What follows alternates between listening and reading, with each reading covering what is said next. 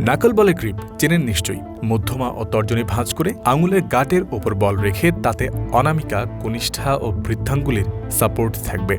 ব্যাটারকে ধোঁকা দিতে পেসাররাই এই ভ্যারিয়েশনে বল করে থাকেন সাধারণত। টাইগার ওয়ানডে অধিনায়ক তাতেই হলেন উদ্যত।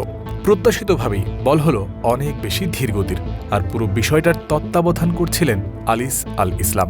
মেহেদী মিরাজ নিজেই তাকে আমন্ত্রণ জানিয়েছিলেন এই কাজে। তখন থেকেই বদলেছে ওডিআই ক্যাপ্টেনের বোলিং অ্যাকশনও। সেটা দেখতে আলিসের অ্যাকশনের মতোই লাগছে কি? মিস্ট্রি এই স্পিনার তৎক্ষণাৎ মিরাজকে জানিয়ে দিলেন কারেকশনের খুঁটিনাটি।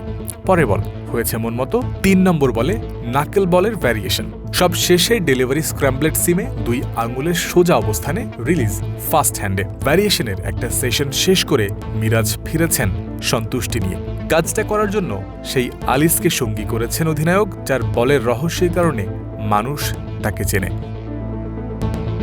দুয়ারের নিউজিল্যান্ড সিরিজ, তার আগে নিজের বোলিং উন্নতিতে কাজ করছেন মিরাজ। ইতিবাচক বার্তাই দেয় এই কাজ। আধুনিক ক্রিকেটে শুধু কনভেনশনাল অফ স্পিন দিয়ে সার্ভাইভ করা যথেষ্ট চ্যালেঞ্জিং।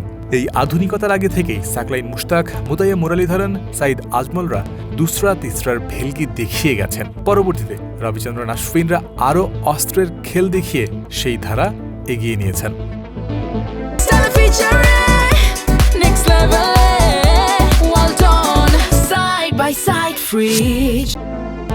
লেগ স্পিনার, মিস্ট্রি স্পিনারদের মতো স্পেশাল স্কিলের কদর এখন সারা বিশ্ব জুড়ে। অধিকাংশ জায়গাতে তারাই গেম চেঞ্জার হয়ে থাকে। অফ স্পিনাররা যেন বেশি প্রেডিক্টেবল না হয়ে পড়েন, পিছিয়ে না পড়েন, সে কারণেই ভ্যারিয়েশনে তাদের আপডেটেড থাকতে হয় সার্বক্ষণিক।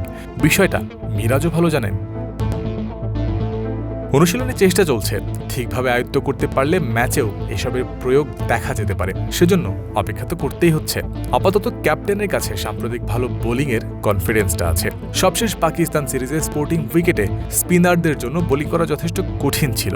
অমন পিচেও ৩০ ওভার বল করে ৫টা উইকেট নিয়েছেন ১০০ রানের বিনিময়ে। ৩.৩৩ ইকোনমি রেট, ২০-এর অ্যাভারেজও তার নিয়ন্ত্রণের কথাই বলে। এবার দেখা যাক নতুন কোন বিষয়টা মিরাজ আলটিমেটলি যুক্ত করেন নিজের বোলিংয়ে আলিসকে সঙ্গী করে।